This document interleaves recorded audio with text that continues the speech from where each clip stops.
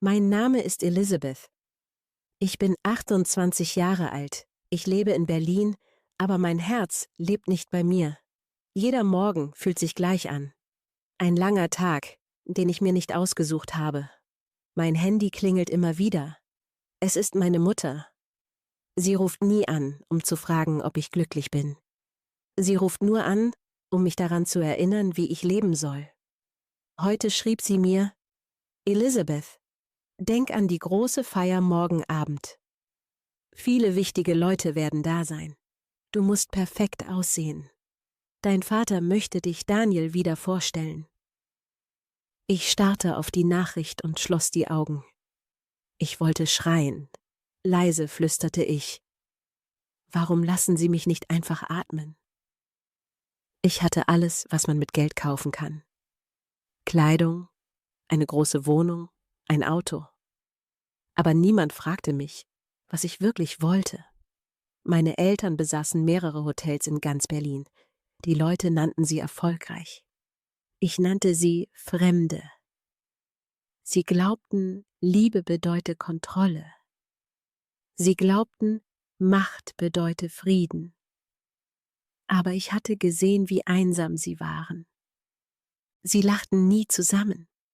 Sie redeten miteinander wie Geschäftspartner. Dieses Leben wollte ich nicht. Meine Mutter sagte, Daniel sei der perfekte Mann für mich. Er war reich, höflich und aus einer guten Familie. Aber wenn ich mit ihm sprach, fühlte ich mich leer.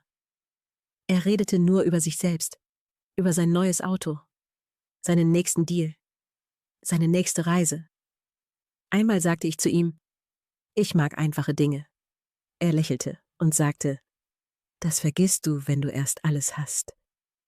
In diesem Moment zerbrach etwas in mir. Ich wollte nicht alles. Ich wollte nur Frieden. In dieser Nacht konnte ich nicht schlafen. Die Worte meiner Eltern gingen mir nicht aus dem Kopf.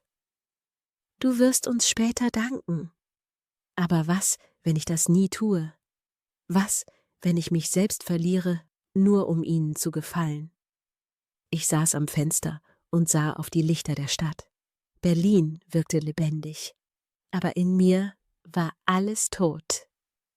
Dann kam mir ein kleiner Gedanke. Er war ein bisschen wild, ein bisschen verrückt, aber er brachte mich zum Lächeln, zum ersten Mal an diesem Tag. Ich flüsterte: Vielleicht überrasche ich Sie diesmal.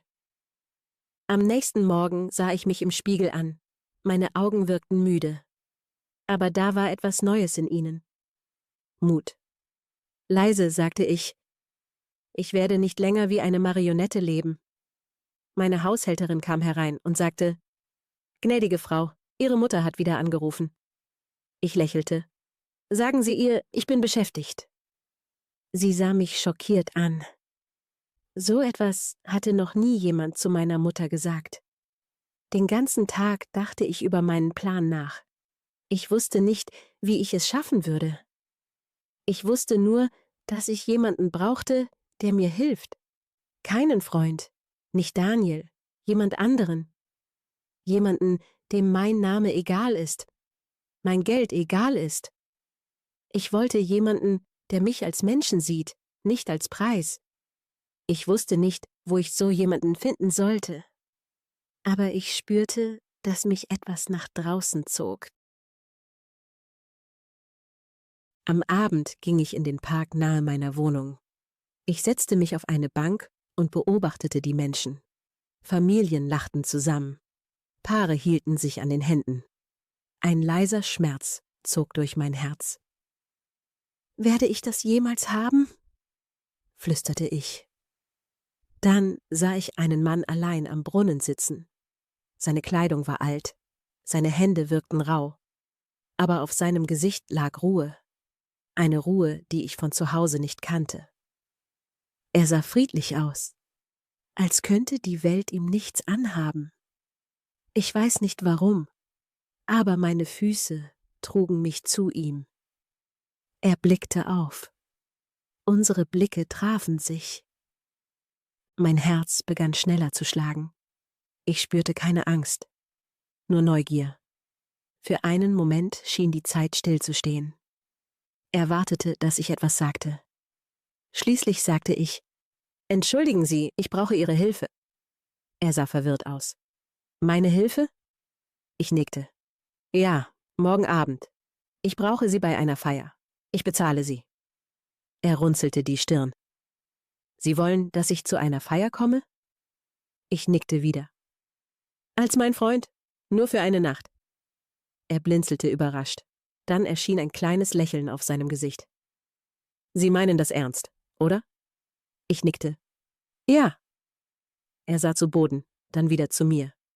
»Warum ich?« Ich sagte leise: »Weil Sie meine Welt nicht kennen.« Er sah mir lange in die Augen. Dann sagte er: »In Ordnung, wenn Sie sicher sind, dass ich das kann.« Ich konnte es kaum glauben. »Danke«, flüsterte ich. Er lächelte leicht. »Ich hoffe, Sie wissen, was Sie tun.« Ich sagte: »Ich weiß es nicht, aber zum ersten Mal will ich meinen eigenen Fehler wählen.« Er lachte leise. »Dann sehen wir uns morgen.« Ich nickte. »Seien Sie um 6 bei mir. Ich lasse Sie abholen.« Er sagte: »Ich heiße Adam.« Ich lächelte. Elizabeth. Als ich nach Hause ging, fühlte sich mein Herz seltsam an. Jahrelang hatte ich jede Regel befolgt. Aber heute hatte ich eine gebrochen. Und es fühlte sich gut an. Ich sah in den Himmel über Berlin und flüsterte: »Diesmal lebe ich für mich.« Ich wusste nicht, dass dieser kleine Plan mein ganzes Leben verändern würde. Am Tag der Feier bereitete ich mich vor, als ob ich gleich zu meiner eigenen Hinrichtung geladen war. Mein Kleid war ein seidig glatter Albtraum aus weißem Stoff, das meine Mutter mir ausgesucht hatte. Ich hasste es, wie es sich so beiläufig an meinen Körper schmiegte, als hätte es jedes Recht dazu. Aber ich trug es trotzdem. Es war mein letzter Tribut an ihre Regeln. Punkt 6 stand Adam unten an der Straße. Ein Anzug, der so altmodisch war, dass er fast wieder modern wirkte. Die Krawatte hatte er schief gebunden. Ich musste lächeln, als ich ihn durchs Fenster sah. Er stieg in das Auto und ich spürte, wie meine Hände zitterten. »Hallo«, sagte ich, als er sich neben mich setzte. Er roch nach frischer Luft und etwas Bitterem, das ich von zu Hause nicht kannte. »Hallo, Elizabeth«, sagte er. Wir fuhren los. Die Stadt glitt draußen vorbei. Ein Meer aus Lichtern und Bewegung. Und in dem Auto war es still, als würde jemand die Welt vorübergehend auf Pause gestellt haben. Adam legte die Hände gefaltet auf seine Knie. Ab und zu sah er zum Fenster, aber meist ruhte sein Blick irgendwo zwischen uns, als gäbe es einen unsichtbaren Faden, der uns verband und gleichzeitig auf Abstand hielt. Ich hatte mir überlegt, was ich ihm sagen sollte, wie ich ihm erklären konnte, wen er gleich treffen würde, welche Lügen er erzählen musste. Doch als ich ihn ansah, sah ich, wie wenig das alles ihn kümmerte. Er war der erste Mensch, der nicht versuchte, aus meiner Nähe Profit zu schlagen. Vielleicht war das auch nur Einbildung, aber ich klammerte mich daran wie an einen Rettungsring. »Würdest du gern wissen, wo wir hingehen?« fragte ich. Adam zuckte mit den Schultern. »Sie sagen es mir ja bestimmt.« »Ein Hotel, eines von denen, die meiner Familie gehören. Meine Eltern veranstalten dort eine Party.« Ich hielt kurz inne. Viele Leute, die alles haben, aber nichts fühlen. Er nickte, kein Urteil in seinem Blick. »Und ich soll da jemanden spielen?« »Meinen Freund.« Das Wort schmeckte rau auf der Zunge. »Es wird anstrengend, fürchte ich.« Adam sah mich an, diesmal richtig. Seine braunen Augen waren dunkler als die Nacht draußen. »Mir macht das nichts aus«, sagte er leise. »Sie?« Ich schwieg. Es war die Wahrheit. Mich machte das alles fertig. Im Foyer des Hotels erwartete uns schon der Geruch von Parfüm und poliertem Marmor. Meine Mutter stand gleich hinter dem Empfang und musterte Adam von Kopf bis Fuß. Ihre Lippen verzogen sich zu einem Lächeln, das so kühl war wie eine Glasscherbe. »Elizabeth, Liebling.« Ihre Stimme war geschult weich. »Und das muss…« Ich atmete ein, dann sagte ich, »Adam Fisher. Er ist mein Freund.« Meine Mutter zog eine Augenbraue hoch. Adam verbeugte sich steif. »Wie nett, Sie kennenzulernen«, sagte er. Sie musterte ihn erneut, dann mich. »Du hast deinen Geschmack geändert, Schatz«, sagte sie zuckersüß. Ich lächelte und antwortete nichts. Im Saal drängten sich schon die Gäste um ein Buffet aus winzigen Häppchen und zu viel Champagner. Mein Vater erschien wie ein General, immer ein Kopf größer als die meisten anderen. Sein Blick war stolz und misstrauisch zugleich. »Elizabeth!« Seine Stimme war eine Warnung im Samtanzug. »Papa, ich muss dir jemanden vorstellen!« Ich blieb stur stehen. »Kommst du, Adam?« Er nickte und folgte mir. Sie alle blickten auf Adam, einige mit Neugier, andere mit jenem Abscheu, den man für Außenseiter reserviert. Ich bemerkte, wie sich seine Schultern etwas aufrichteten. Mein Vater schüttelte Adam die Hand mit so viel Kraft, dass es fast aussah wie ein Test. Adam ließ nicht nach. Er lächelte, diese Art von Lächeln, hinter dem kein bisschen Unsicherheit lauerte. »Und womit beschäftigen Sie sich, Herr Fischer?« Mein Vater sprach, als wolle er Adam gleich entwirren und einordnen. »Ich arbeite als Gärtner«, sagte Adam ruhig. Ein paar Köpfe wandten sich zu uns. Ich sah, wie meine Mutter ein beinahe unsichtbares Zucken durchfuhr. »Interessant. Und wie habt ihr euch kennengelernt?« Ich hatte mich vorbereitet, aber ich wusste, jede Lüge war in diesem Raum wie ein Funke auf dem Teppich. »Beim Laufen im Park«, sagte ich. »Adam kennt sich mit Pflanzen aus.« Ein Lachen aus dem Hintergrund. Leise, aber spitz. Ich erkannte die Stimme von Daniel, der 2 Schritte hinter uns stand, lässig den Oberkörper in unsere Richtung gedreht. »Du überrascht mich, Elizabeth«, sagte er und legte die Hand an sein Kinn, als hätte er gerade eine ganz neue Sorte Mensch entdeckt. »Das war die Absicht«, entgegnete ich, und die Kälte in meiner Stimme war sogar mir selbst neu. Wir bewegten uns weiter in den Raum. Ich stellte Adam ein paar alten Freunden vor, die mich ansahen, als hätte ich mir ein Haustier zugelegt. Niemand fragte Adam, was er dachte.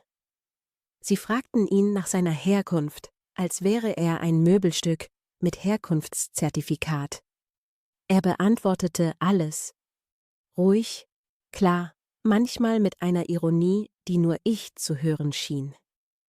Ich bemerkte, wie seine Hand zwischendurch immer wieder kurz meinen Ellbogen berührte, als wollte er mich daran erinnern, dass ich nicht allein war. Später, nach 3 Gläsern Champagner, standen wir am Rand des Saals. Adam beugte sich zu mir und flüsterte, »Was wollen Sie von dir?« Ich wusste sofort, wen er meinte. Meine Eltern, die ganze Gesellschaft. Die Stimme, mit der ich erzogen wurde. Dass ich mich einpasse. Dass ich perfekt bin und dass ich sie stolz mache, aber nicht auf meine Weise. Adam nickte verständnisvoll. »Siehst du dich selbst da drin wieder?« Er zeigte auf die Gäste, auf das goldene Licht, das von der Decke tropfte, auf das Summen der Stimmen, die alle das Gleiche sagten, nur in anderen Farben. Ich schüttelte den Kopf. Nie. Wir standen lange schweigend da. Ich beobachtete die Leute um uns, wie sie lachten, ihre Gesichter fast identisch. ihre Gesten wiederholt, wie in einem schlechten Theaterstück. Ich hatte sie so oft gesehen, dass ich glaubte, jeden Moment selbst zu einer von ihnen zu mutieren. Adams Augen blieben an mir hängen. »Weißt du, dass du auch ohne das Ganze hier genug bist?« Seine Worte kamen so leise, dass ich sie fast nicht hörte. Ich schluckte. Es war das erste Mal, dass jemand überhaupt daran dachte, mir das zu sagen. Ich schloss die Augen, und für einen kurzen Moment wünschte ich mir, die Zeit bliebe einfach stehen, dass niemand uns trennen, niemand mich zurückfordern würde. Ich hatte vergessen, wie sich Hoffnung anfühlt. Und gleichzeitig machte sie mir Angst, weil ich wusste, Hoffnung ist nur ein anderes Wort für Schmerz, wenn man in meiner Familie geboren wird. Adam und ich verließen die Party früher als vorgesehen. Ich hatte es nicht angekündigt. Ich hatte nur seine Hand genommen, ohne nachzudenken, und wir sind einfach gegangen. Die Luft draußen war schneidend kalt, aber sie fühlte sich rein an, als hätte mich irgendetwas zum ersten Mal gewaschen. Wir liefen schweigend nebeneinander her. Am Kudamm leuchteten die Schaufenster, doch ich sah sie kaum. Erst als wir am Ufer der Spree standen, blieb Adam stehen. Das Wasser war schwarz und ruhig, nur die Lichter der Stadt spiegelten sich darauf wie ein zerbrochener Goldbarren. »Möchtest du wirklich zurück?« fragte er plötzlich. Ich wusste nicht, was ich sagen sollte.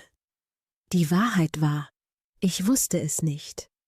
Ich wollte nie zurück, aber ich hatte keinen Plan, wie ich außerhalb meiner Glasvitrine überleben sollte. Ich war trainiert worden, diese Dinge zu verstecken. Schwachstellen gehören überdeckt, Gefühle verpuppt, bis sie keine Luft mehr bekommen. »Ich weiß nicht, wie das geht«, gab ich zu. Adam steckte die Hände in die Taschen. »Ich auch nicht.« Er lächelte schief. »Aber ich weiß, wie es ist, sich fremd zu fühlen. Das reicht oft schon.« Er fragte nicht nach Geld. Er verlangte keine Erklärung.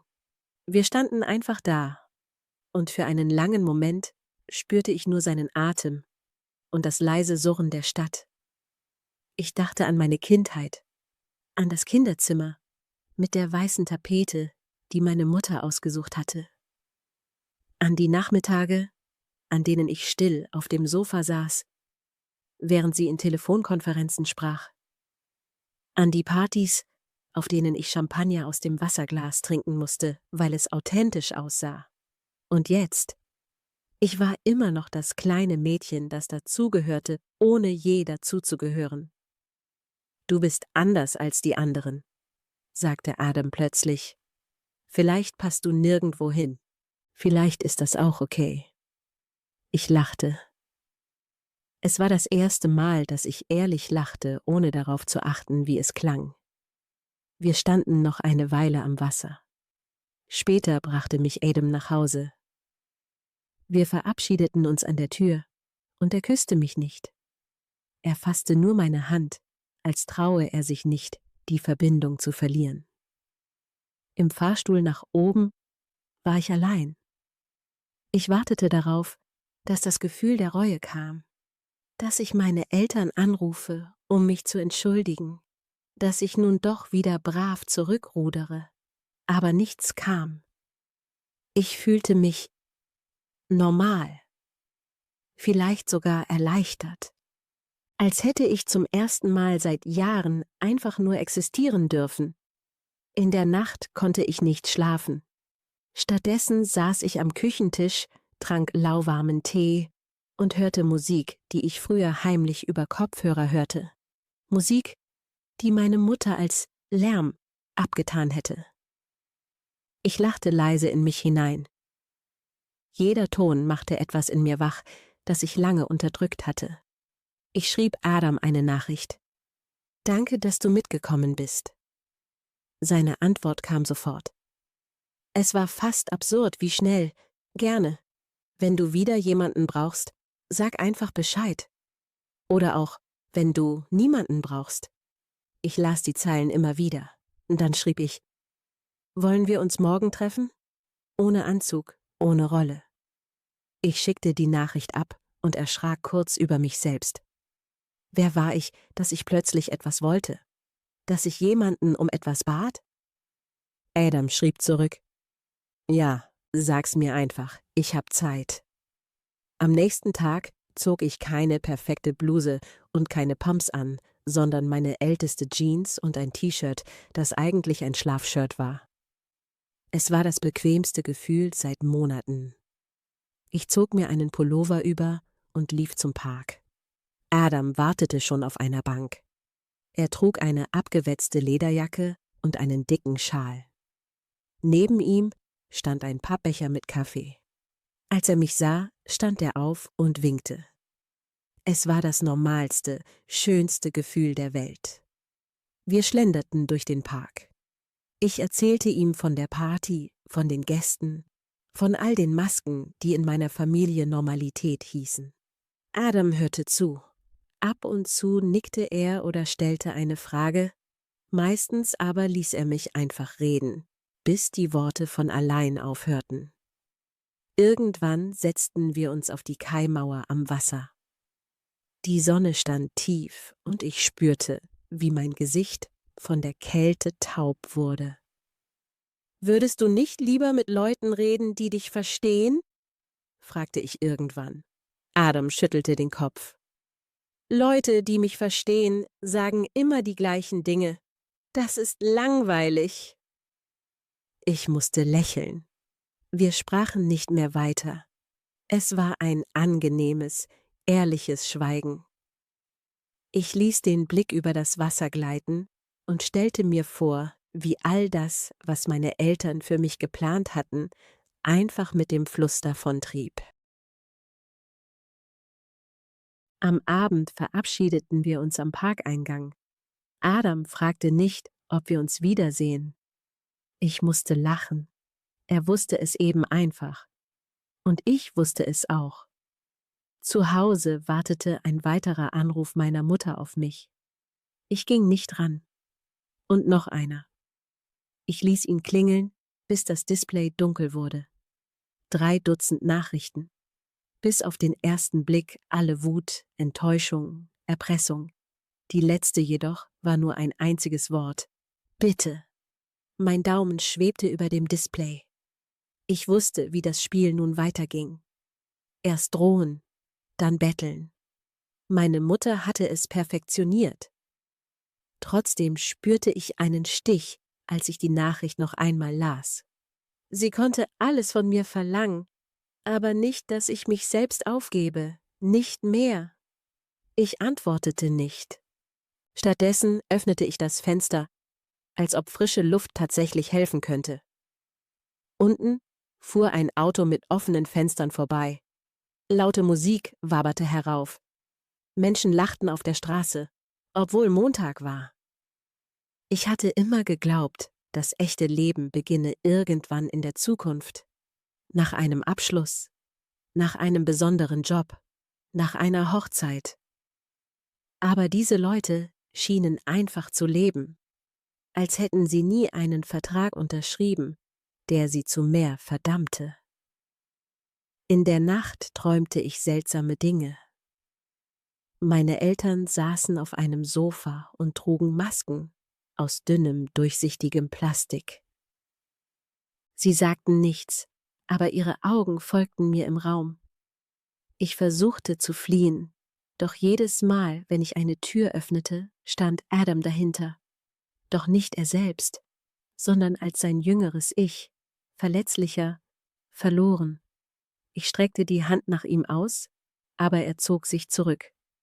Am Ende saßen wir nebeneinander auf der Kaimauer, schauten aufs Wasser und wussten nicht, welcher Strom uns forttragen würde. Am nächsten Morgen war mein Kopf leer. Ich machte mir einen Kaffee, setzte mich an den Küchentisch und wartete. Auf was? Auf Mut, auf Hunger, auf einen neuen Gedanken. Irgendwann zog ich mir Schuhe über und ging raus. Ich schritt die Straßen ab, bis ich in einen zweiten Café fiel und dort einfach blieb. Ich spürte mein Handy in der Tasche, so präsent wie ein zweiter Puls. Als ich es endlich herausholte, warteten 5 weitere Nachrichten von meiner Mutter. Keine davon las ich zu Ende. Ich öffnete stattdessen einen leeren Chat und schrieb Adam eine Frage. »Hast du heute Zeit?« Seine Antwort kam nach weniger als einer Minute. »Wo willst du hin?« Ich dachte kurz nach, dann schrieb ich, »Überrasche mich.« Es dauerte etwas, dann um 13 Uhr am Zoofenster. »Ich bringe was mit.« Das war alles. Kein unnötiger Smiley. Keine weitere Erklärung. Ich legte das Handy weg und fühlte mich, als hätte ich gerade ein Ticket gekauft, das nur für eine Richtung gültig war. Um 1:05 stand ich am Treffpunkt. Die Sonne stand schief und vor dem Aquarium tummelten sich halbe Familien mit Kinderwagen und bunten Jacken. Adam wartete schon, mit einem Papiertüte in der Hand, Jeans, Schnürschuhen und einem offenen Hemd über dem T-Shirt. Er winkte und grinste. Es war ein anderes Grinsen als gestern. Offener. Ruhiger. Ich erahnte, dass er wortlos verstand, was ich gerade brauchte. Ich sagte, »Hallo«, und er drückte mir ohne ein weiteres Wort die Tüte in die Hand. Darin waren 2 Döner, noch warm, mit scharfer Soße und eine kleine Dose Bier. »Frühstück«, sagte er. Ich lachte und die Soße tropfte auf meine Finger. Wir saßen schweigend auf der Bank und beobachteten den Verkehr. Dann sagte Adam, »Du musst denen nichts mehr beweisen.« Ich wandte meinen Blick nicht ab, sagte aber auch nichts. Es gab nichts, was ich dagegen halten konnte. Nach einer Weile fragte ich, »Was ist mit deiner Familie?« Er verdrehte leicht die Augen. »Lange Geschichte. Ich lebe schon immer allein. Außer meiner kranken Oma kennt mich eigentlich keiner.« Er blickte an mir vorbei, als ob er etwas im Backsteinmuster der Häuser studierte. »Wolltest du nie dazugehören?« fragte ich leise. Adam lächelte. »Klar, aber ich habe irgendwann gemerkt, es ist leichter, fremd zu sein, als sich selbst zu verlieren.« Wir redeten noch lange nicht mehr. Aber die Stille war dieses Mal anders. Sie war wie ein Raum, in dem etwas wachsen durfte, statt zu zerbrechen. Später schlenderten wir durch die Savanne der Großstadt, aßen Eis im Stehen und schauten Haien im Aquarium zu.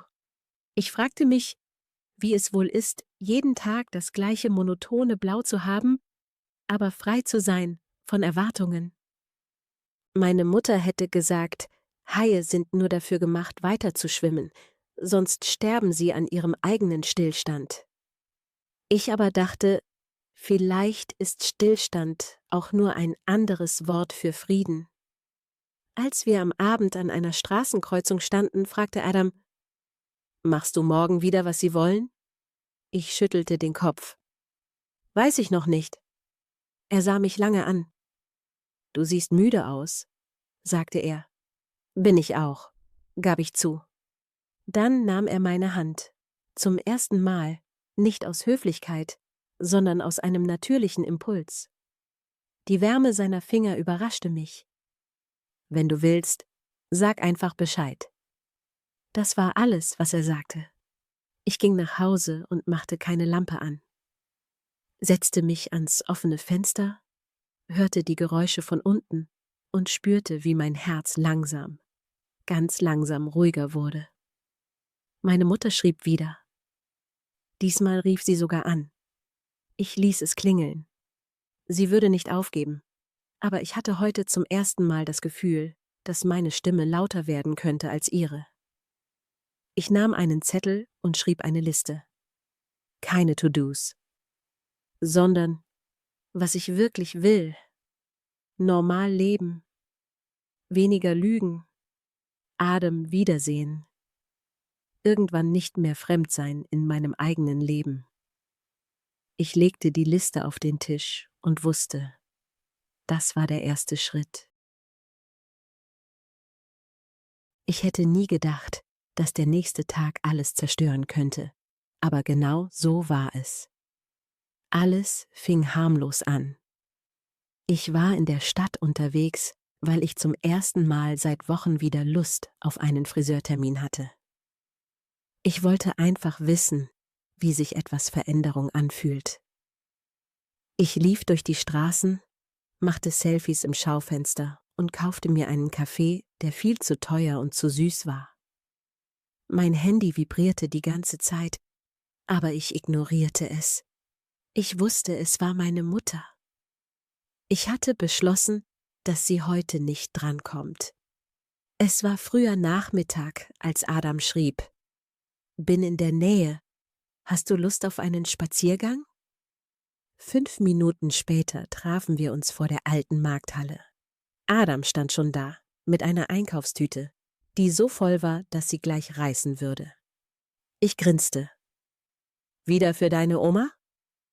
Er grinste zurück und hob die Tasche an, als hätte er einen Goldbarren darin. Sie isst nur das Brot von diesem Bäcker. Ich glaube, sie macht das, um mich zu ärgern. Wir liefen nebeneinander her durch die Nebenstraßen, sprachen über unwichtige Dinge, und ich spürte, wie Gedanken in meinem Kopf kreisten wie die Fische im Aquarium gestern. Ich wollte Adam fragen, ob er öfter an mich denkt oder ob er einfach nur gern Gesellschaft hat. Aber ich traute mich nicht, weil ich Angst hatte, dass die Antwort mir nicht gefallen würde. Wir blieben an einer Kreuzung stehen, weil die Ampel rot war. Adam sah mich an. Er drehte sich richtig zu mir, so dass ich spürte, wie ernst er jetzt werden wollte. »Ich wollte dir was erzählen«, sagte er. »Okay?« Er setzte an, dann kam ein Lieferwagen vorbei und unterbrach ihn. Als das Geräusch weg war, war auch der Moment weg. Er schüttelte den Kopf, lächelte und sagte: »Nicht so wichtig.« Ich ließ es stehen. Wir gingen weiter, und irgendwann landeten wir in einem Café, das wie ein Wohnzimmer eingerichtet war. Adam bestellte einen Tee für seine Oma und einen Kaffee für sich. Ich nahm einen heißen Kakao, weil ich heute alles machen wollte, was meine Mutter peinlich fände. Wir saßen am Fenster und beobachteten, wie die Leute draußen an uns vorbeigingen. Adam erzählte mir von seinen Schuljahren, dass er der Kleinste in der Klasse war, dass er immer kämpfen musste, dass er gelernt hatte, nie zu zeigen, was er wirklich wollte. Ich bemerkte, wie sehr ich mich darin wiederfand. Nach einer Stunde mussten wir gehen. Adams Oma wartete, und ich wollte ihn nicht aufhalten. Wir verabschiedeten uns vor dem Café, doch dieses Mal küsste er mich auf die Wange, kurz und fest. Ich spürte die Stelle noch, als ich nach Hause ging. Als ich die Wohnung aufschloss, hörte ich das Klingeln meines Telefons. Ich wollte nicht rangehen, aber die Nummer war fremd. Ich hob ab. Es war Daniel. Er klang wie jemand, der gerade in einen Nagel gebissen hatte. »Elizabeth, wir müssen reden.« »Ich glaube nicht, Daniel.« Seine Stimme wurde lauter, als hätte er einen Verstärker in der Kehle. »Du hast ein Problem, und das heißt Adam Fischer.« Mir wurde sofort kalt. »Was redest du?« »Du weißt gar nichts über ihn.« Er machte eine Pause, dann sagte er: »Er ist nicht der, für den du ihn hältst.« Ich wollte auflegen, aber ich hörte, wie Daniel nach Luft schnappte. »Er hat im Gefängnis gesessen, wegen Betrug und Diebstahl. Ist dein neuer Freund noch stolz darauf? Oder weißt du das nicht mal?« Mir wurde übel. Ich wollte Daniel anschreien, aber meine Stimme war weg. »Ich glaub dir gar nichts«, stieß ich hervor. »Du redest Mist.« Daniel lachte, kurz, bitter. »Frag ihn doch, vielleicht erzählt er es dir ja.« Er legte auf. Ich starrte auf das Handy und wusste in diesem Moment nicht, ob ich schreien oder weinen sollte. Ich ging wie automatisch ins Bad, schloss die Tür und setzte mich auf den Boden. Das leere Weiß der Fliesen tat in den Augen weh. Ich dachte an Adam, an die Leichtigkeit, die zwischen uns war, und an das, was jetzt zwischen uns stand wie eine Glasscheibe. Ich schrieb ihm: »Können wir uns sehen? Jetzt?« Seine Antwort kam: »Klar. Wo?« Ich gab ihm meine Adresse. Nach einer halben Stunde klingelte es. Adam stand im Hauseingang. Als ich die Tür öffnete, wusste ich, dass ich ihn trotzdem sehen wollte, egal was Daniel gesagt hatte. »Was ist los?« fragte Adam, sofort aufmerksam. Ich ließ ihn in die Wohnung. Er sah sich nicht um. Er setzte sich einfach an den Küchentisch und wartete. Ich setzte mich ihm gegenüber. »Ich muss dich was fragen«, begann ich. »Und ich will, dass du ehrlich bist.« Er nickte. »Hast du im Gefängnis gesessen?« Ein kurzes Zucken ging durch sein Gesicht. Dann sagte er: »Ja.« Mir wurde schwarz vor den Augen. Ich hatte erwartet, dass er lacht und alles abtut, aber jetzt wusste ich, dass es stimmte. »Warum hast du nichts gesagt?« Adam sah auf seine Hände, als wären sie das eigentliche Problem. »Ich wollte, dass du mich zuerst als Menschen siehst, nicht als das, was andere in mir sehen.« Ich wusste nicht, was ich sagen sollte. Er fuhr fort: »Ich hab Scheiße gebaut. Es war nicht so, wie sie es erzählen, aber es war auch nicht besser.« Ich sah ihm an, dass er mir alles sagen würde, wenn ich fragte, aber ich wusste nicht, wonach ich fragen sollte. »Bist du gefährlich?« flüsterte ich. Er schüttelte den Kopf heftig. »Nein, ich wollte niemandem wehtun. Es ist einfach passiert. Eine Verkettung aus dummen Entscheidungen und Angst.« Es gab diesen Moment, in dem ich Adam gegenüber saß und alles wusste und trotzdem nichts wusste. Als wäre das Leben plötzlich zweimal so schwierig geworden, aber auch doppelt so wirklich. Ich stand auf und ging ans Fenster, weil ich fürchtete, dass er meinen Blick nicht ertragen konnte. Oder ich seinen.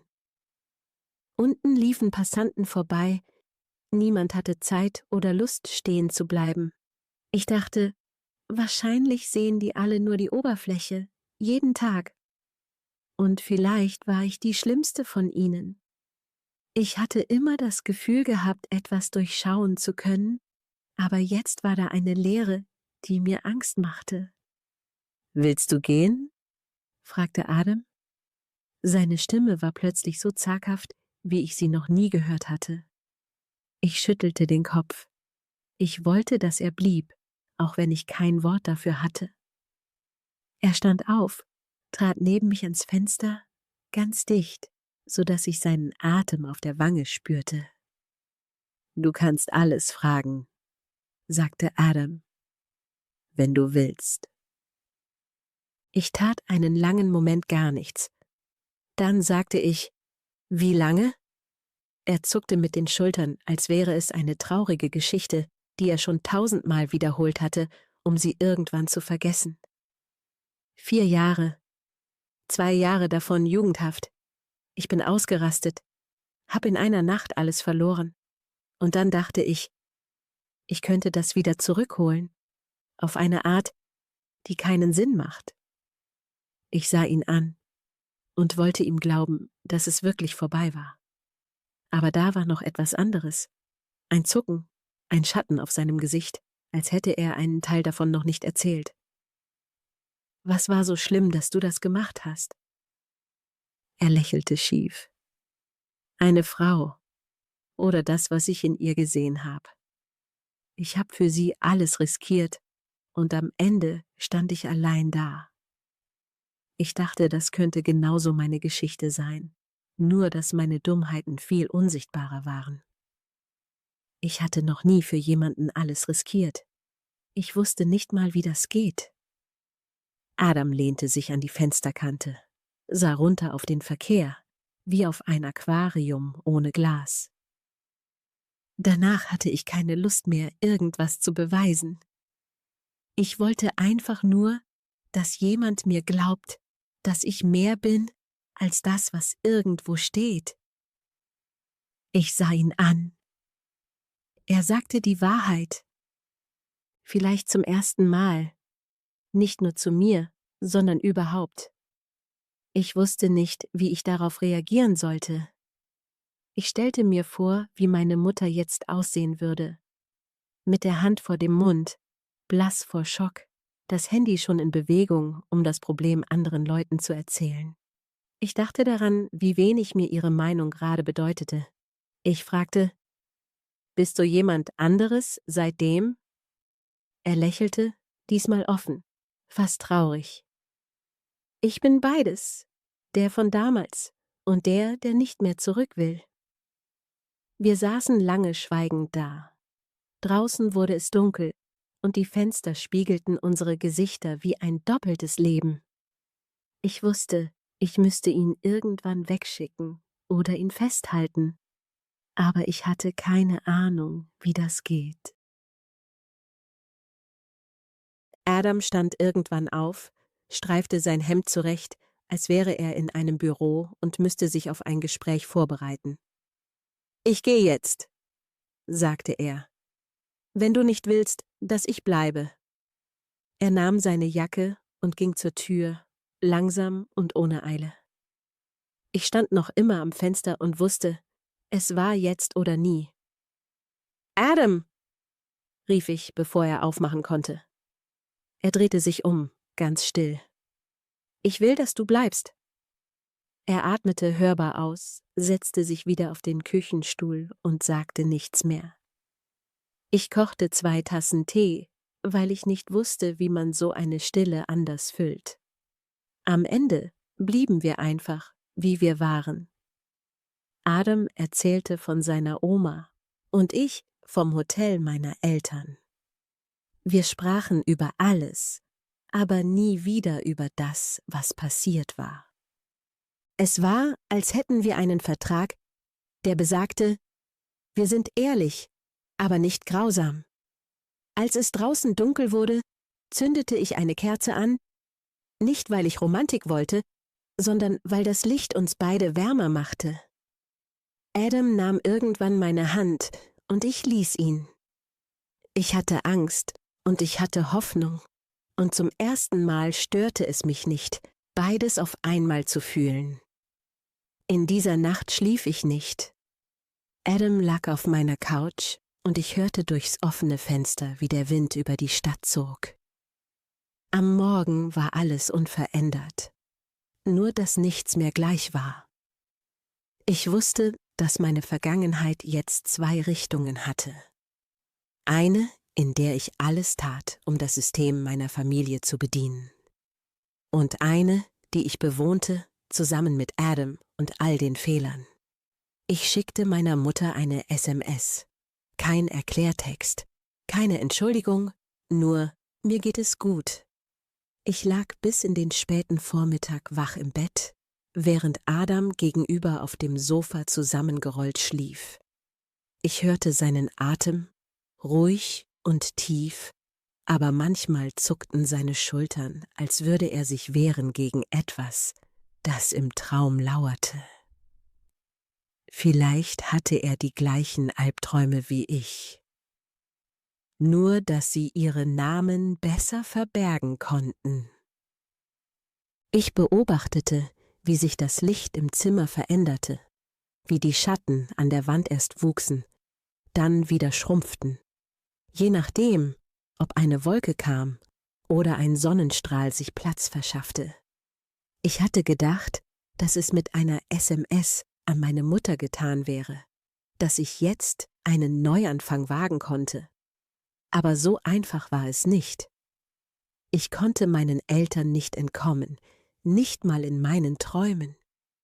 In denen war ich oft wieder ein Kind, das im Flur stand und wartete, dass die Stimmen im Nebenzimmer endlich leiser wurden. Manchmal kamen die Stimmen nie aus dem Nebenzimmer zurück, sondern sie wuchsen zu etwas Riesigem, das alles andere verschlang. Ich machte uns Kaffee und stellte die Tassen so leise wie möglich auf den Tisch, als ob das Ritual verhindern könnte, dass das Unausgesprochene aus der Luft fiel. Adam rieb sich die Augen, richtete sich auf und sah mich an, als wüsste er, dass es heute schlimmer war als gestern. Wir redeten kaum. Ich fragte ihn, ob er Milch im Kaffee mochte, und er schüttelte den Kopf. Dann sagte ich lange nichts mehr, weil ich nicht wusste, wie ich das Gespräch lenken sollte. Ich wollte ihn fragen, ob er seine Albträume auch im Wachzustand sah, aber ich brachte es nicht über die Lippen. Wahrscheinlich hätte er ja gesagt. Irgendwann zog ich mir einen Wollpullover über, weil ich trotz Heizung fror. Ich setzte mich auf den Balkon und starrte in den Innenhof. Unten rauchte einer eine Zigarette. Er trug einen Jogginganzug und sah aus, als ob ihm alles egal war. Hauptsache, der Morgen kam irgendwann zu Ende. Adam setzte sich zu mir, ohne zu fragen, ob ich Gesellschaft brauchte.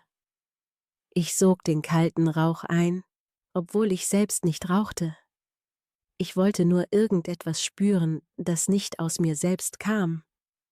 Adam sagte nichts, aber aus seinem Blick wusste ich, dass er verstanden hatte, was ich gerade nicht sagen konnte. Vielleicht war das der größte Unterschied zu allen anderen Menschen, die ich kannte, dass er nicht weglief, wenn es schwierig wurde. Wir blieben lange draußen, bis meine Finger taub wurden. Wieder im Zimmer nahm ich meinen Mut zusammen und drehte mich zu ihm. »Warum hast du mir nicht gleich gesagt, was passiert ist?« Ich merkte, dass meine Stimme zitterte. Adam sah mich an, als hätte er gewusst, dass die Frage irgendwann kommen musste. »Es ist nicht so einfach«, sagte er. »Wenn du einmal als Straftäter abgestempelt bist, bist du für immer der Typ aus der Zeitung. Die Leute wollen das nicht hören. Sie glauben was sie glauben wollen.« Ich sagte, ich will aber wissen, was passiert ist. Von dir, nicht von Daniel, nicht aus dem Internet. Adam atmete durch. Er presste die Lippen zusammen und starrte auf den Boden, als müsste er die Worte irgendwo zwischen den Fliesen suchen. Ich war 17. Ich hatte Angst, dass ich nie irgendwo hinkomme. Meine Eltern waren nicht da, meine Oma war krank und die Typen in meinem Viertel waren härter, als ich jemals sein könnte. Dann gab es diese Sache. Er brach ab. Ich wartete. Er fuhr fort. Ein Einbruch. Nichts Großes, nur ein bisschen Geld. Am Ende hat's nicht mal für die Miete gereicht. Ich weiß nicht mal, was schlimmer war. Dass ich erwischt wurde oder dass ich es überhaupt versucht habe. Er lachte leise, aber ohne jede Freude. Ich sagte nichts. Ich wusste, dass die Geschichte noch nicht zu Ende war. Und dann gab es noch Maria. Sie war meine Freundin. Wir wollten abhauen, irgendwohin, wo niemand uns findet. Am Ende hat sie alles der Polizei erzählt, weil sie mehr Angst hatte als Liebe. Ich kann ihr das nicht mal wirklich übel nehmen. Ich fragte, bereust du es? Ich wusste, dass es eine zu große Frage war, für einen einzigen Moment, aber ich wollte sie loswerden. Adam sah mich direkt an. Ich weiß nicht, ob ich bereue, was ich getan habe, aber ich bereue, dass sie jetzt immer nur das in mir sehen. Ich nickte. Es war ein Satz, den ich verstand, besser als er denken konnte. Wir saßen lange nebeneinander und sagten nichts. Ich hätte gern geweint, aber ich konnte nicht.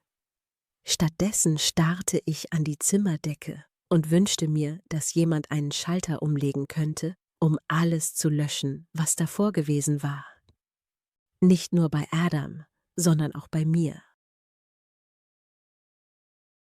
Am Abend klingelte es an der Tür. Ich erschrak, weil ich niemanden erwartete. Adam erstarrte. Ich ging zur Tür, schaute durch den Spion und mein Herz setzte kurz aus. Mein Vater stand auf dem Flur, in seinem Mantel, das Gesicht wie eine Skulptur. Ich öffnete. Er trat einfach ein, als hätte er nie das Recht an meiner Wohnung verloren. Er sah Adam und wusste sofort, dass es der Junge vom Fest war. »Elizabeth«, sagte er, so leise, dass ich wusste, jetzt wird es schlimm. »Wir müssen miteinander sprechen, alle drei.« Adam stand auf, wirkte einen Moment kleiner, als wäre sein ganzer Körper wieder 17. Mein Vater ließ sich auf einen Stuhl fallen, als würde der ihn vor einem Angriff schützen. Dann musterte er Adam, so kalt, dass ich selbst fror. »Ich habe gehört, Sie sind vorbestraft.« Adam nickte. Es war nichts mehr zu verbergen. Mein Vater wandte sich an mich. »Und das ist die Sorte Mann, mit der du dich jetzt abgibst. Nach deiner Erziehung, nach allem, was wir für dich geopfert haben.« Ich wusste, jetzt würde es schmutzig werden. Mein Vater hatte eine Art, das Leben in Gewinn und Schande einzuteilen. Und er schaute mich an, als wäre ich eine schlechte Investition, die man am besten schnell abschrieb. Er atmete durch die Nase aus, die Hände gefaltet und sprach dann zu Adam, so formal, als wäre er ein Kollege, den man gerade entlassen wird. Ich werde ehrlich sein, sie waren ein peinlicher Auftritt auf der Feier. Niemand hat verstanden, wieso meine Tochter Er hob die Augenbraue. »Straftäter vorzeigen muss. Wollen Sie uns ruinieren?« Adam sagte nichts. Ich spürte, wie alles in mir zusammenzog, aber ich konnte mich nicht bewegen. Mein Vater wurde leiser, aber die Worte waren schärfer als Messer.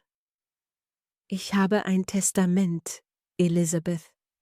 Alles, was du je bekommen solltest, kann ich in 5 Minuten einem Tierschutzverein überschreiben.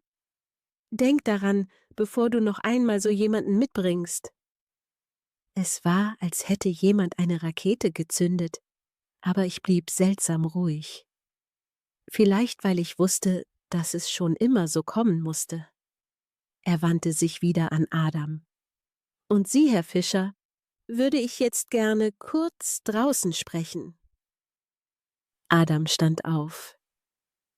Ich wollte ihn festhalten, aber mein Arm blieb auf der Stuhllehne kleben. Sie gingen raus auf den Flur, und auch wenn ich nichts hören sollte, konnte ich die Stimmen gedämpft durch die Tür vernehmen. »Bleiben Sie weg von ihr. Ich habe mächtige Freunde. Ich kann Ihnen alles nachweisen, was ich möchte. Sie sind nicht der Erste, der glaubt, gegen meine Familie einen Krieg führen zu können.« Adam antwortete nicht. Ich hörte nur ein leises »Verstanden« und dann Stille. Als Adam zurückkam, wich er meinem Blick aus. Ich wusste, dass er jetzt gehen würde. Und ich wusste, dass ich ihn nicht aufhalten konnte. Er griff nach seiner Jacke, streifte sie über, und als er an mir vorbeiging, winkte er nicht, lächelte nicht, er ließ mich einfach sitzen. Mein Vater stand noch einen Moment im Flur, bevor er die Tür zuwarf. Ich blieb allein zurück. Die Luft im Zimmer war plötzlich so dünn, dass ich das Gefühl hatte, gleich zu ersticken. Ich hätte den alten Reflex meiner Kindheit folgen können, hätte am liebsten meine Eltern angerufen, mich entschuldigt, einen Rückzieher gemacht. Aber ich konnte nicht mehr. Ich hatte zu viel gesehen und zu viel gesagt, um jetzt noch zurückzuschwimmen. Ich setzte mich auf den Boden, den Rücken gegen die Heizung und wartete, dass irgendwer zurückkam. Aber niemand kam. Ich schrieb Adam, »Alles okay?« Er antwortete nicht an diesem Abend und auch nicht am nächsten Morgen. Ich ging zur Arbeit, tat so, als wäre alles wie immer, aber in mir war ein Loch, das ich nicht stopfen konnte. Ich schrieb ihm wieder, diesmal ein langes Nichts, eine Aneinanderreihung von Worten über Kaffee, das Wetter, den Himmel über Berlin. Aber auch darauf kam keine Reaktion. Meine Mutter rief wieder an. Ich nahm nicht ab. Ich wusste, dass sie mich jetzt umgarnen würde, aber ich wollte nicht noch einmal schwach werden.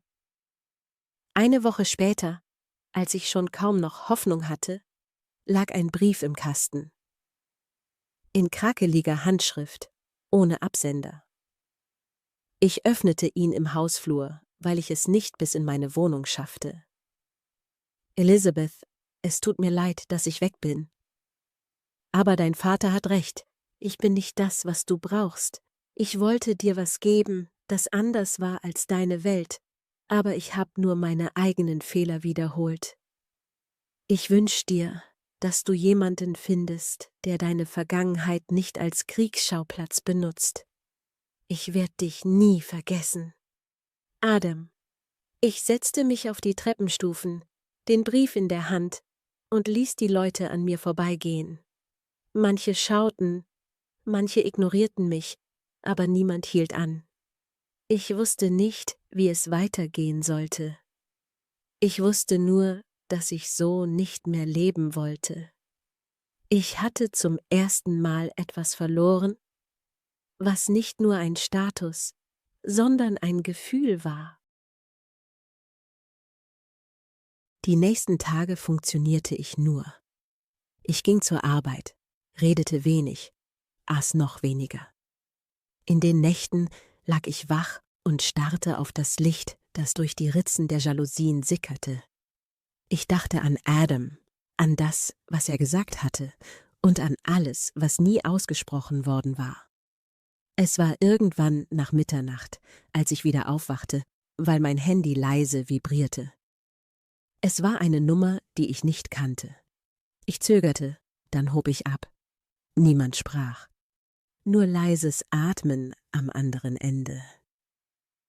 Ich sagte, »Hallo?« Wieder kein Wort. Nur ein ganz schwaches, abgehacktes Rauschen, als wäre jemand draußen im Wind. Dann wurde aufgelegt. Ich saß noch lange in der Dunkelheit und fragte mich, ob es Adam war. Oder nur ein technischer Fehler. Oder ob irgendetwas in meinem Leben immer wieder zurückkommen würde, egal wie sehr ich es verbannte. Ich antwortete nicht, ich schlief nicht, ich fühlte nichts. Nach ein paar Tagen beschloss ich, zu Adams Oma zu fahren. Es war eine Wohnung in einem alten Mietshaus im Erdgeschoss. Die Nummer hatte er mir nie genannt, aber ich hatte sie über sein Internetprofil gefunden. Ich wusste, wie verrückt das war, aber ich wusste auch, dass ich sonst nie Antworten bekommen würde. Der Flur roch nach Kohl und Waschmittel. Ich klopfte an die Tür. Eine alte Frau öffnete, klein und silbern, in einem Pullover mit Blumenmuster. Sie sah mich an, als hätte sie mich erwartet.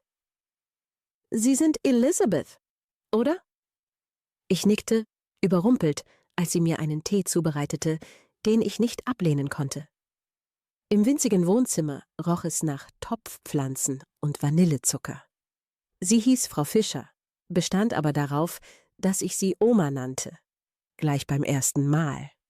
Sie schob mir den dampfenden Becher hin und sagte, »Adam hat von Ihnen erzählt. Viel. Gutes, aber auch, dass Sie nicht viel über ihn wissen.« Ich verschluckte mich beinahe. Hat er Ihnen gesagt, warum er weg ist?« Sie lächelte traurig, als würde sie mich streicheln wollen, aber ihre Hände blieben auf dem Tisch. »Mein Enkel hat Fehler gemacht, ja.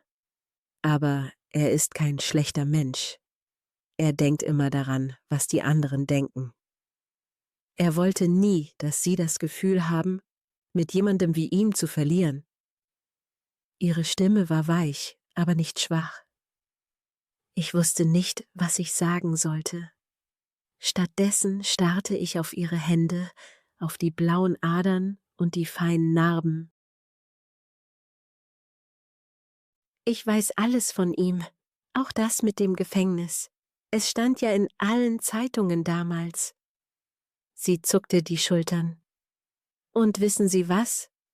Es war sogar noch schlimmer, bevor das alles passiert ist. Sie wissen ja gar nicht, wie das ist, wenn man denkt, man ist nichts wert. Ich wusste es vielleicht doch, aber ich traute mich nicht, das zuzugeben.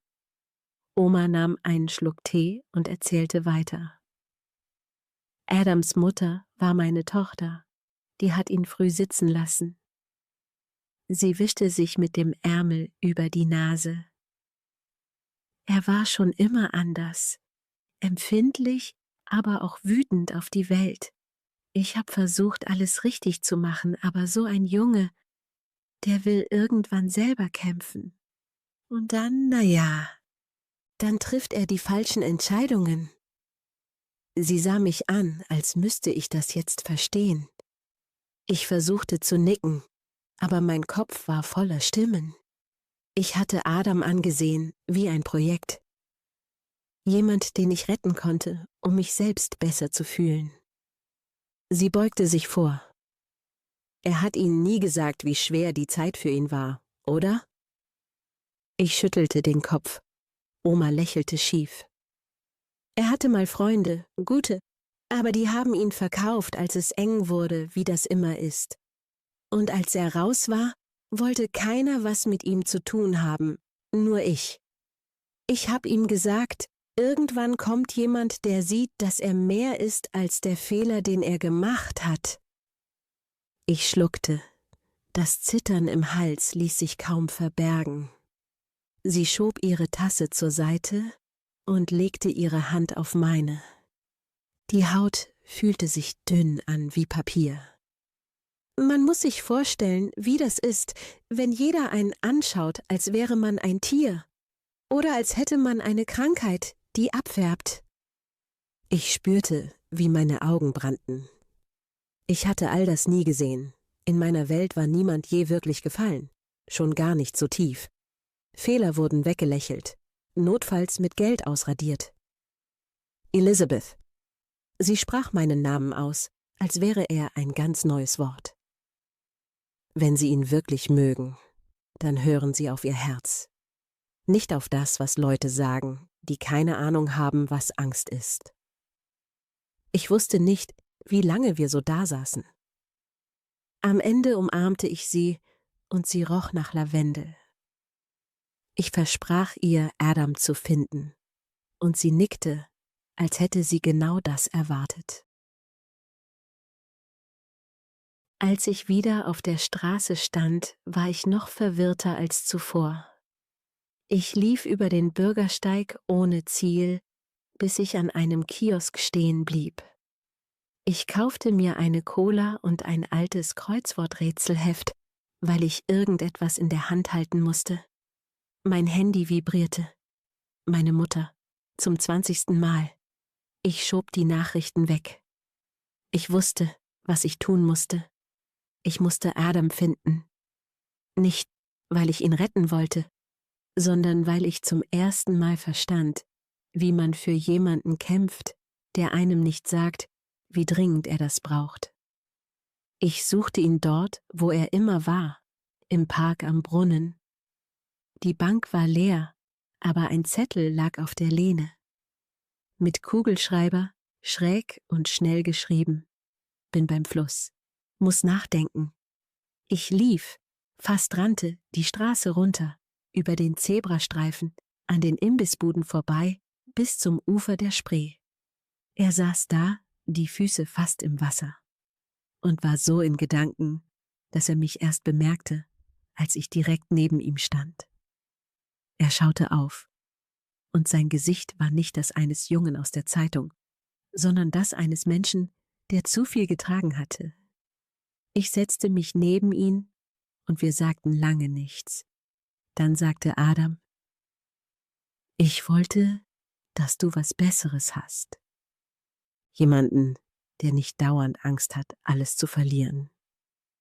Ich griff nach seiner Hand. Ich hab Angst, dass ich nichts fühle, Adam. Dass ich am Ende lebe wie meine Eltern. Lieber versuche ich es mit jemandem, der weiß, wie weh das Leben tun kann. Er sah mich an, als hätte ich ihm etwas geschenkt. Wir saßen da, bis es dunkel wurde. In der Ferne hörte man Musik aus einem Club, und die Lichter auf dem Wasser waren wie kleine Versprechen, die sich nie halten müssen. Ich wusste nicht, wie es weiterging. Aber zum ersten Mal wollte ich es wissen. In der gleichen Nacht schrieb ich meiner Mutter eine Mail, keine SMS. Ich schrieb, dass ich meine eigenen Entscheidungen treffen werde, dass ich Adam liebe, dass ich nicht mehr auf einer Liste leben will, sondern in meinem eigenen Leben. Sie antwortete nie. Es war komisch, wie das Leben sich ändern konnte, wenn man den Mut hatte, die Tür zuzumachen. Ich blieb in Berlin, aber nur ein paar Monate noch. Adam und ich fanden einen Job an der Ostsee, in einem kleinen Ort, von dem niemand je gehört hatte. Er arbeitete in einer Gärtnerei. Ich begann in einer Buchhandlung. Es war kein Leben wie in den Hochglanzmagazinen meiner Kindheit, aber es war das erste, das sich wirklich nach mir anfühlte. Wir wohnten in einer Wohnung mit Blick aufs Wasser. Die ersten Nächte schlief ich nicht, weil ich das Rauschen der Wellen nicht kannte. Es dauerte, bis ich verstand, dass es kein Grund zur Angst war, sondern etwas, das blieb, selbst wenn alles andere verschwand. Adam war am Anfang oft unterwegs. Er lief am Strand oder saß stundenlang auf dem Balkon mit einer alten Gitarre, die er vom Trödel hatte. Manchmal spielte er Lieder, die ich nicht kannte, und ich hörte ihm zu, auch wenn er dachte, ich schlief schon. Ich schrieb meiner Mutter manchmal, erst Mails, dann Briefe. Es kam nie eine Antwort. Vielleicht hatte sie tatsächlich alles an den Tierschutzverein überschrieben. Vielleicht war das sogar besser. Mein Vater rief nie wieder an. Ich vermisste sie nicht, nur manchmal, wenn es regnete und ich das Gefühl hatte, ein Teil von mir würde immer noch im Flur stehen und auf Stimmen warten. Adam und ich sprachen selten über das, was passiert war. Wir hatten eine stille Vereinbarung. Alles, was wehtat, durfte in der Vergangenheit bleiben. Wir bauten unsere Zukunft Tag für Tag aus kleinen Dingen. Brot backen, Bücher sortieren, unerreichbare Wörter in Kreuzworträtseln gemeinsam erraten. Irgendwann fragte Adam, ob ich Kinder möchte. Ich hatte immer geglaubt, dass ich keine gute Mutter wäre. Aber als ich den Gedanken in mir wachsen ließ, war da weniger Angst, als ich erwartet hatte. Vielleicht, weil ich wusste, was ich anders machen wollte, was ich nie sagen würde, du schuldest mir was ich immer sagen würde, du bist genug. Wir planten zu heiraten, nicht groß, nur für uns. Ich bestellte das Kleid selbst, online, und als es ankam, war es viel zu kurz und zu durchsichtig, aber ich lachte nur. Wir heirateten barfuß am Strand. Die Standesbeamtin kam aus dem Nachbarort. Adam hatte einen Anzug von der Altkleidersammlung. Es gab keinen Kuchen, nur frische Brötchen und Kaffee aus Thermobechern. Es war der beste Tag meines Lebens. Manchmal dachte ich an Daniel. Wie er wohl reagiert hätte, wenn er mich jetzt gesehen hätte, glücklich, aber ohne jeden Glanz. Vielleicht hätte er gelacht. Vielleicht hätte er geweint. Es war mir egal. Ich dachte an meine Mutter, an die Briefe, die nie beantwortet wurden. Ich wusste, dass ich das Kapitel nicht mehr brauchte. Ich hätte sie gern eingeladen auf ein Stück Brot, hätte ihr gezeigt, wie wenig es braucht, um satt zu werden. Aber es wäre immer eine Mauer zwischen uns geblieben. Adam war der beste Mensch, den ich je getroffen hatte. Nicht perfekt, aber echt. An Tagen, an denen ich zu viel grübelte, setzte er sich zu mir, nahm meine Hand und sagte, »Glaubst du, es gibt ein Leben nach diesem hier?« Und ich sagte, »Keine Ahnung, aber ich hoffe, es wird so ruhig wie jetzt. In den Wintermonaten war das Meer rau. Die Luft roch nach Salz und Holzfeuer. Wir machten lange Spaziergänge, redeten manchmal stundenlang nicht. Ich hatte gelernt, dass Liebe nicht laut sein musste. Sie war wie das Ticken der alten Küchenuhr, immer da, auch wenn man nicht darauf achtete. Ich hatte mein Herz nie schneller schlagen gespürt, als in jener Nacht, als ich Adam von meiner Angst erzählte, irgendwann wieder zurückgezogen zu werden in die Welt meiner Eltern. Er nahm mich in den Arm, und seine Hände zitterten leicht, als wollte er sagen, ich verstehe dich. Und das reichte. Wir bekamen irgendwann eine Tochter. Sie hatte Adams braune Augen und meinen Starrsinn. Ich nannte sie Anna, nach einer Figur aus einem Buch. Keine der Großeltern besuchte uns je. Es störte mich nicht. Wir bauten unser eigenes Zuhause.